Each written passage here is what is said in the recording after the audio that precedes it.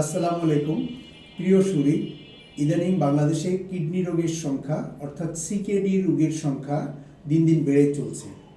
এই ধরনের রোগীর চিকিৎসা অন্যান্য চিকিৎসার চাইতে অনেক বেশি ব্যয়বহুল, অথচ হোমিওপ্যাথিতে এটার খুব সহজ সমাধান প্রায়শ হয়ে যাচ্ছে। যেমন এই যে নয়ন আক্তার নামে নোয়াখালী থেকে আমাদের 55 বছরের একজন পেশেন্ট এসেছিল।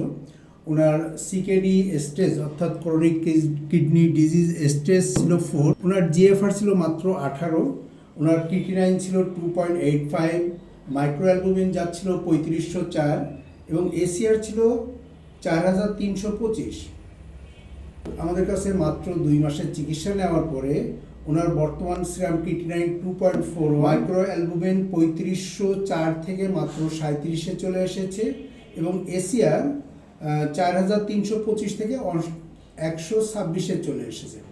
অর্থাৎ 2 মাসে তার অভূতপূর্ব উন্নতি হয়েছে, তার হিমোগ্লোবিন লেভেল বেড়ে গিয়েছে এবং পেশেন্ট সার্বিকভাবে সুস্থতা বোধ করছে। সো এই ধরনের পেশেন্ট হোমিওপ্যাথিতে হরহামেশাই ভালো হচ্ছে। আপনারাও হোমিওপ্যাথি চেষ্টা করতে পারেন।